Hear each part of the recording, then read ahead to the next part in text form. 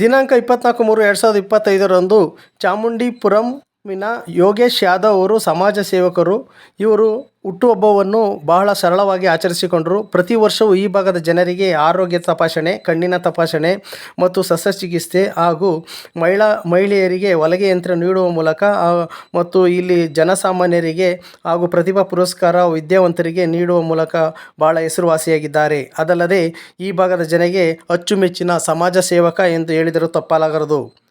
ಇದೇ ಸಂದರ್ಭದಲ್ಲಿ ಮೈಸೂರಿನ ಕನ್ನಡ ಜಿಲ್ಲಾ ಪರಿಷತ್ ಅಧ್ಯಕ್ಷರಾದ ಮಂಡಿಕೆರೆ ಗೋಪಾಲರವರು ಹಾಗೂ ರಘುರಾಮ್ ವಾಜಪೇಯಿ ಅವರು ಮತ್ತು ಪತ್ರಿಕಾ ಸಂಪಾದಕರಾದ ರಂಗರಾಜ್ ರವರು ಇವರಿಗೆ ಬಹಳ ಆತ್ಮೀಯವಾಗಿ ಹುಟ್ಟುಹಬ್ಬದ ಶುಭಾಶಯವನ್ನು ಕೋರಿದರು. ಸಾಹಿತ್ಯಿಕವಾಗಿ ತೊಡಗಿಸಿಕೊಳ್ಳುವ ಮೂಲಕ ಆಚರಣೆಯನ್ನು ಮಾಡಿಕೊಳ್ತಾ ಇದ್ದಾರೆ. ಈಗಾಗಲೇ ಕಣ್ಣು ಕಾಣದವರಿಗೆ ಕಣ್ಣು ಕಾಣಿಸುವಂಥ ಕೆಲಸವನ್ನು ಮಾಡುವ ಕಾರ್ಯವನ್ನು ಈಗಾಗಲೇ ಪ್ರಾರಂಭ ಮಾಡಿದ್ದಾರೆ. ಉಚಿತವಾಗಿ ಅವರಿಗೆ ಶಸ್ತ್ರಚಿಕಿತ್ಸೆಯನ್ನು ಮಾಡೋದ್ರ ಮೂಲಕ ಕಣ್ಣು ಕೊಡುವ ಕೆಲಸ ಮತ್ತು ರಕ್ತದಾನ ಕೆಲಸ, ಈಗ ಅನೇಕ ಕಾರ್ಯಕ್ರಮಗಳನ್ನು ತಾವು ಸಂಭ್ರಮ ಪಡದೆ ಸಾಮಾನ್ಯರಿಗೆ ಸಹಾಯ ಮಾಡುವುದರ ಮೂಲಕ ತಾವು ತಮ್ಮ ಜನ್ಮದಿನಾಚರಣೆಯ ಸಂಭ್ರಮವನ್ನು ಅನುಭವಿಸ್ತಾ ಇದ್ದಾರೆ.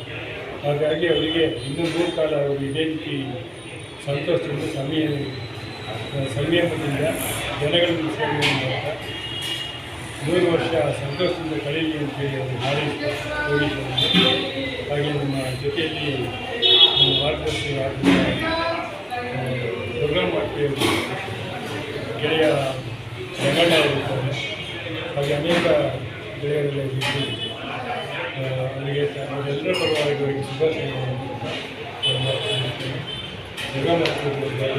ನಮಸ್ಕಾರ.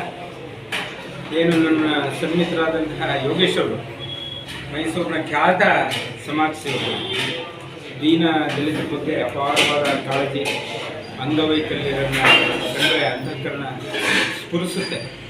ಅವರ ಜನ್ಮ ದಿನಾಚರಣೆ ಇವತ್ತು ನಾವೆಲ್ಲ ಇದೆ ಕಾಗವಾಡ ರಸ್ತೆಯಲ್ಲಿ ಸೇರಿದ್ದೀವಿ. ನಾವು ತುಂಬ ಸಂತೋಷ ಆಗ್ತಾ ಇದೆ. ನಮ್ಮ ಜಿಲ್ಲಾ ಸಾಹಿತ್ಯ ಪರಿಷತ್ತಿನ ಅಧ್ಯಕ್ಷರಾದ ಶ್ರೀ ಮಂಡಿಕೆರೆ ಗೋಪಾಲ್ಜಿ ಅವರು ಇದ್ದಾರೆ, ಪತ್ರಕರ್ತರಾದ ಶ್ರೀ ರಂಗಣ್ಣವರಿದ್ದಾರೆ. ಹಾಗೆ ಯೋಗೇಶ್ ಅವರು ಏನೇ ಕಾರ್ಯಕ್ರಮ ಆದರೂ ನಮಗೆ ಮುಂಚಿತವಾಗಿ ತಿಳಿಸಿ ಅವರ ಮನೆ ಹತ್ರ ದೊಡ್ಡದಾಗಿ ಶಾಮಿಯಾನ ಹಾಕಿಸಿ ಅವರ ಸ್ವಂತ ಹಣದಿಂದ ಅನೇಕ ಸಾಮಾಜಿಕ ಕಾರ್ಯಕ್ರಮಗಳನ್ನ ಚಟುವಟಿಕೆಗಳನ್ನ ನಡೆಸೋದು ನಾವು ನೋಡಿದ್ದೀವಿ. ಸಮಾಜದ ಬಗ್ಗೆ ತುಂಬ ಒಂದು ರೀತಿ ಅಂತಃಕರಣ ಇರುವಂತಹ ಒಬ್ಬರು ವ್ಯಕ್ತಿ. ಅವರು ರಾಜಕೀಯವಾಗಲೂ ಉಳಿಬೇಕಾಗಿತ್ತು. ಕ್ರಿಯಾಪುರದಿಂದ ಅವರು ಅಲ್ಲಿ ಸ್ಪರ್ಧಿಸ್ತಾರೆ ಅನ್ನೋ ಒಂದು ನಾವೆಲ್ಲ ಬಹಳ ಕಾತರದಿಂದ ನಾವು ಕಾಯ್ತಾ ಇದ್ದೀವಿ. ಆದರೂ ಇನ್ನೂ ಬೇಕಾದಷ್ಟು ಇದೆ, ಸಮಯ ಇದೆ. ಅವರು ರಾಜಕೀಯವಾಗಿ ಹಾಗೆ ಸಾಮಾಜಿಕವಾಗಿ ಉತ್ತುಂಗಕ್ಕೆ ಕೀರ್ತಿ ಶಿಖರ ಏರಲಿ, ಭಾಗ್ಯಶಾಲಿಗಳು ಅಂತ ಈ ಸಂದರ್ಭದಲ್ಲಿ ನಾವು ಹಾರೈಸ್ತೀವಿ. ಎಲ್ರಿಗೂ ನಮಸ್ಕಾರ.